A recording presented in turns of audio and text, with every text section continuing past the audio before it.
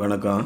இது லப்பைக்குடி காடு அப்படிங்கிற ஒரு ஊரில் நம்ம போட்டு கொடுத்துருக்குற ஒரு 4 கிலோவாட்டு ஆன் கிரிட் சிஸ்டம். இந்த ஆன் கிரிட் சிஸ்டத்தை பற்றி முதல்ல விசாரிக்கும் போதே வாடிக்கையாளரில் நிறைய பேர் இன்னும் குழப்ப நிலையிலே இருக்காங்க. எதுக்கு சார் நம்ம அந்த ஆன் கிரிட் சிஸ்டம்னு ஒன்று போட்டு இபி கனெக்ஷனோட டைப் வச்சுக்கிட்டு இபிக்கு நமக்கு ஒரு அக்ரிமெண்ட் போட்டுக்கிட்டு இந்த மாதிரி லோடு தேவைன்னா லோடை இன்க்ரீஸ் பண்ணிக்கிட்டு எதுக்கு நம்ம தேவையில்லாத வேலை பண்ணணும்? சோலார் பேனல் நம்ம வீட்டுக்கு வாங்க போகிறோம். அதில் வரக்கூடிய பவரை ஃபுல்லாக பேட்டரியில் ஸ்டோர் பண்ணி வச்சுக்கிட்டு நம்ம தேவைக்கு யூஸ் பண்ண போகிறோம். இபியில் கரண்ட்டு வந்தால் என்ன, வரட்டா என்ன, நம்ம பாட்டுக்கு சொந்தமாக சோலாரை உற்பத்தி பண்ணி யூஸ் பண்ணால் என்ன அப்படின்னு நிறைய வாடிக்கையாளர்கள் கேட்குறாங்க. இந்த அடிப்படையான ஒரு புரிதல் ரொம்ப முக்கியமான விஷயம். ஏன்னா இந்த ஆன் கிரிட் சிஸ்டம் பேட்டரி வச்சு நமக்கு நாமே சோலார் உற்பத்தி பண்ணக்கூடிய ஆஃப் கிரிட் சிஸ்டம், ரெண்டுக்கும் நிறைய வித்தியாசம் இருக்குது. ஒரு சோலார் பேனல்லேருந்து மின்சாரம் வருது அப்படின்னா இந்த ஆஃப் கிரிட் சிஸ்டத்தில் போகும்போது 72% தான் அதிகபட்சமாக நமக்கு கிடைக்கும். ஒரு 1000 வாட்டு பேனல் போடுறோம் அப்படின்னா அதில் 72% தான் நம்மளால் உள்ளபடி உற்பத்தி பண்ண முடியும்.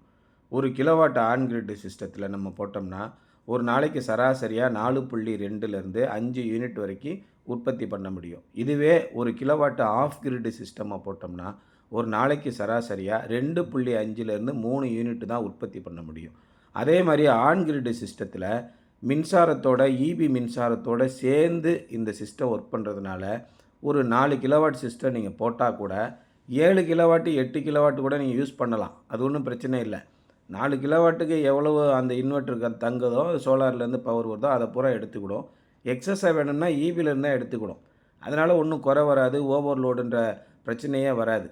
ஆனால் ஆஃப் கிரிட் சிஸ்டம் போட்டுட்டிங்க அப்படின்னா அட்வைசபிள் என்னென்னா ஒரு 50% ஆஃப் தி இன்வெர்ட்டர் கெப்பாசிட்டியை யூஸ் பண்ணணும். உதாரணமாக நீங்கள் ஒரு 4 கிலோவாட் இன்வெர்ட்டர் போட்டிருக்கீங்கன்னா 2 கிலோவாட் தான் லோடு கொடுக்கணும். அதுக்கு மேலே நீங்கள் கொடுக்க முடியாது.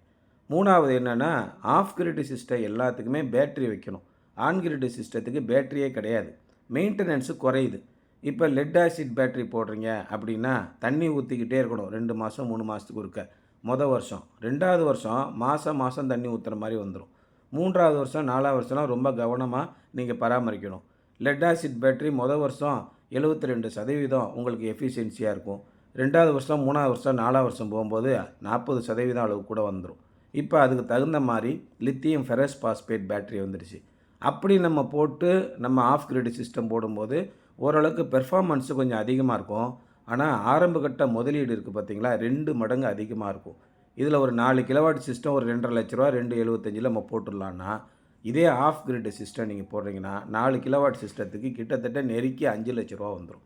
ஏன்னா ஒரு கிலோவாட்டுக்கு ஒரு லித்தியம் பேட்டரி போடணும்.